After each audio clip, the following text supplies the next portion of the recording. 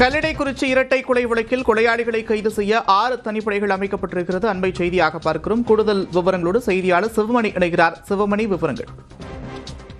நந்தா திருநெல்வேலி மாவட்டம் கல்லடைக்குறிச்சி அருகே மூலச்சி கிராமத்தைச் சேர்ந்த தந்தை மகன் வெட்டி படுகொலை செய்யப்பட்டிருக்கிறார்கள். தந்தை காளிமுத்துனுடைய தலையை வெட்டி திருநெல்வேலி கல்லடைக்குறிச்சி சாலையில கரம்பை பகுதியில சாலையின் நடுவே வைத்துவிட்டு இந்த மர்ம கும்பல் தப்பியோடு இருக்கிறது.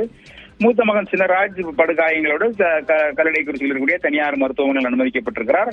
அவருக்கு உயிரிழந்த இருவரின் உடல்களும் தலையை சேர்த்து எடுத்து திருநெல்வேலி அரசு மருத்துவக் கல்லூரி மருத்துவமனைக்கு கொண்டு வந்திருக்கிறார்கள். சம்பவ இடத்துல திருநெல்வேலி மாவட்ட காவல்துறை கண்காணிப்பாளர் விஸ்வேஷ் பாலசுப்ரமணிய சாஸ்திரி ஆய்வு மேற்கொண்டு வருகிறார். தொடர்ந்து இந்த கொலையாளிகளை பிடிப்பதற்கான நடவடிக்கைகள் எடுக்கப்பட்டு வருகிறது. ஒரே சமூகத்தை சேர்ந்தவர்கள் கொலையாளிகள் என்பது கண்டுபிடிக்கப்பட்டிருக்கிறது.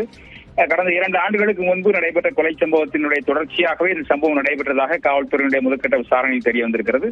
இந்த சம்பவம் தொடராவண்ணம் இருக்கக்கூடிய நடவடிக்கைகளின் அடிப்படையில் அந்த பகுதி முழுமையாக காவல்துறை தங்களுடைய பாதுகாப்பில் கொண்டு வந்திருக்கிறார்கள். பகுதி முழுமையாக அந்த கிராமங்கள் முழுமையாக காவல்துறை கூடுதல் போலீஸ் பாதுகாப்பு போடப்பட்டிருக்கிறது. இந்த நிலையில சம்பவத்தில் இருக்கக்கூடிய கொலையாளிகளை கண்டுபிடிப்பதற்காக 6 தனிப்படைகள் அமைக்கப்பட்டிருக்கிறது. முதலாவதாக 5 தனிப்படைகள் அமைக்கப்பட்டதாக கூறப்பட்ட நிலையில தற்போது 6 தனிப்படைகள் அமைக்கப்பட்டிருப்பதாக மாவட்ட காவல்துறை கண்காணிப்பாளர் தரப்பிலிருந்து தெரிவிக்கப்பட்டிருக்கிறது.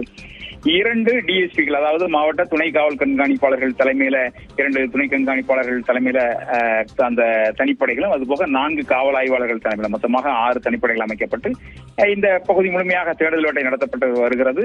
இங்கிருந்து அவர்கள் கேரளாவிற்கு சென்றிருக்கக்கூடும் என்ற அடிப்படையில் தமிழக கேரள எல்லையிலும் செங்கோட்டை பகுதிக்கும் சென்று அங்கேயும் தேடுதல் வேட்டையில் ஈடுபடுவதற்கான நடவடிக்கையை தற்போது துவங்கி இருக்கிறார்கள். நன்றி சிவமணி, விவரங்களுக்கு.